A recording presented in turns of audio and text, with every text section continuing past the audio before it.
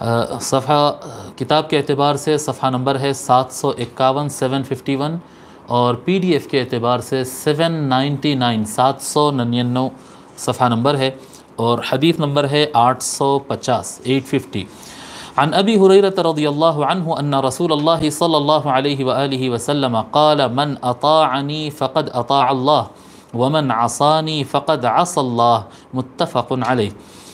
رسول اللہ صلی اللہ علیہ وآلہ وسلم ارشاد فرماتے ہیں، جس کسی نے میری اطاعت کی، جو کوئی میری اطاعت کرتا ہے، میری فرما برداری کرتا ہے، میری بات سنتا ہے، فقد اطاع اللہ، اس نے اللہ کی اطاعت کیا۔ جس نے میری اطاعت کیا اس نے اللہ کی اطاعت کیا، جس نے میری فرما برداری کیا وہ اللہ کی فرما برداری کیا۔ ومن عصانی فقد عصى اللہ، اور جس نے میری بات کی اطاعت نہیں کی اس نے اللہ کی اطاعت نہیں کی۔ جو میری نافرمانی کرتا ہے وہ اللہ تعالیٰ کی نافرمانی کرتا ہے، متفق علیہ۔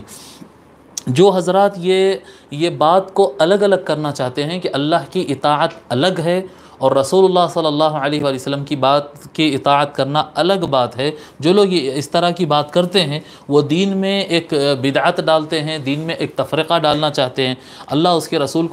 کے حکم کو الگ الگ بتانا چاہتے ہیں، یہ دین میں فتنہ ڈالتے ہیں۔ حضور اللہ تبارک و تعالیٰ قرآن کریم میں کئی جگہ اس طرح سے فرمایا، جس کو شیخ الاسلام علامہ طاہر القادری صاحب نے اپنے خطابات میں کئی مقامات پر واضح فرما دیا ہے کہ اللہ کے رسول کی اطاعت ہی اللہ کی اطاعت ہے، اللہ کے رسول کی اتباع ہی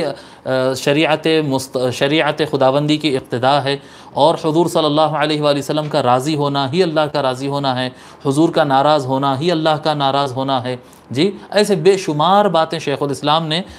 قرآن کریم میں سے بالکل اچھی طرح سے واضح طریقے سے بیان کر چکے ہیں، مگر کچھ لوگ کی یہ محنت رہتی ہے کہ ہمیشہ وہ حدیث شریف کو اور سنت نبوی کو ڈی گریڈ کرنے کی کوشش کرتے رہتے ہیں، اور یہ کہتے ہیں کہ ہمیں قرآن کو ہم مانتے ہیں، حدیث شریف کو ماننا ضروری ہے کیا؟ حضور اکرم صلی اللہ علیہ وآلہ وسلم کی بات کو اگر ہم نہیں مانیں گے تو بھی چلے گا، اگر ہم قرآن کو پکڑ کے چلیں گے اور قرآن کو مضبوطی سے تھامیں گے کہ قرآن کی گارنٹی ہے، حدیث شریف کی گارنٹی کم ہے، اس طرح کی باتیں کرتے ہیں، حالانکہ یہ بالکل غلط بات ہے،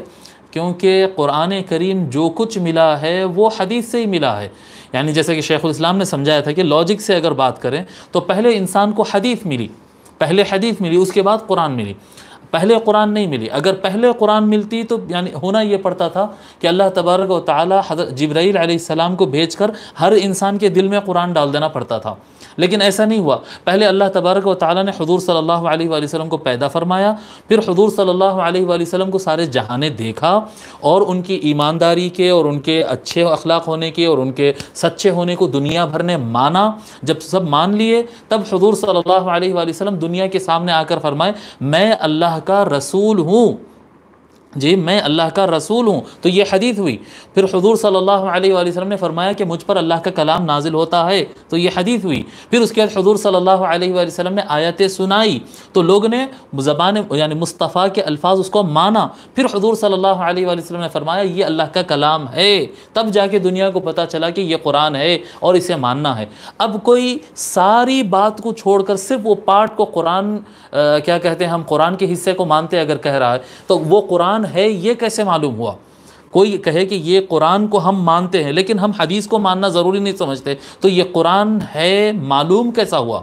کیسا پتہ چلا یہ کہ یہ قرآن ہے؟ یہ آیت جو یہاں الحمدللہ رب العالمین، یہ قرآن ہے کیسے پتہ چلا؟ یہ قرآن ہے پتہ چلا صرف اور صرف حدیث سے۔ حضور صلی اللہ علیہ وآلہ وسلم نے فرمایا یہ اللہ کا کلام ہے، یہ اللہ کا کلام ہے، یہ حدیث کی طرف سے ایک گارنٹی آئی کہ یہ قرآن ہے۔ جب حدیث کی گارنٹی آئی تو قرآن قرآن رہا،